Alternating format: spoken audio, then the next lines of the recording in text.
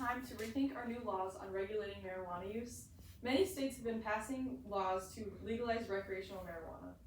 In my speech today, I will be persuading you why recreational marijuana shouldn't be legalized. I will give reasons why the government should continue to criminalize users and sellers of marijuana and the negative effects it has on our community. So first, I will inform you about what marijuana actually is. According to my audience analysis, many of you know or have heard of marijuana. But for those of you who don't, marijuana, also known as cannabis, is the most widely used illicit substance in the world, paraphrased from Hal Arkowitz. Marijuana is typically found in the cannabis plant and is most commonly ingested or smoked. The leaves and flowers of the plant contain high levels of THC or tetrahydrocannabinol, which is a psychoactive or mind-altering drug. According to The Truth About Pot by Hal Arkowitz and Scott Lilienfeld, 43% of U.S. adults aged 18 or older have tried marijuana at least once. 14% of 8th graders had used marijuana in the previous year, and 35% of 12th graders had used it in the previous year. So, if so many people are using this drug, then why not legalize it, right?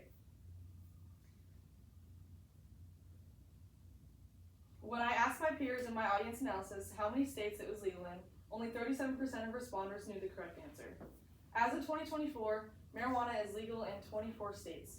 From the article, Experimenting with Pot, the State of Colorado's Legalization of Marijuana by John Hickenlooper, on November 6, 2012, voters in Colorado and Washington moved to legalize the use and sale of marijuana by adults 21 and older. Later in the article, he says they legalized it to make a proactive approach and to learn the health lessons that we gain from legalizing alcohol and tobacco. They also stated that they are taking precautions to prevent young people using marijuana. Unfortunately, the data collected contradicts that statement. First, I will bring about safety. To start off, Colorado alone, just 1 year prior to the legalization, emergency department visits went up by almost 30%.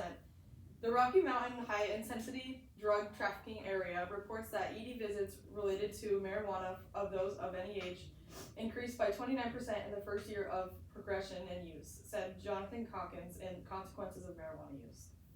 Many studies have also shown evidence to marijuana being a gateway drug to other harmful substances and drugs.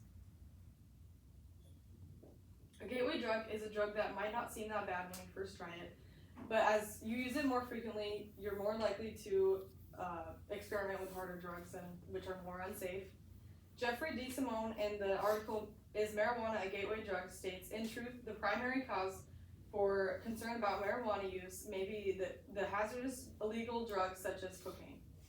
Alcohol and nicotine are two very common gateway drugs, more so alcohol because of its more prominent mind-altering effects.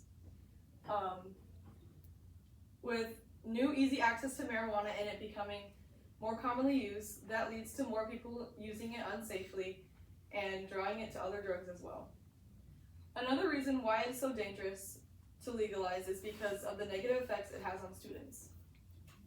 Christian Finn in Marijuana Use at School and Achievement-Linked Behaviors, she states, students who use marijuana in general exhibited poor behavior on all measures than students who didn't use marijuana.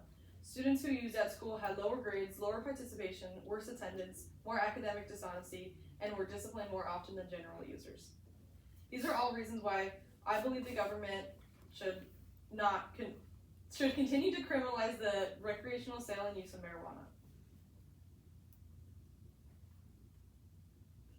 I've given you reasons such as safety, physical views, and links to other drug links. If or when you're old enough to vote, I think everyone should do their research if the topic of legalizing any drug is going around. I'm Dani and thank you for listening to my speech.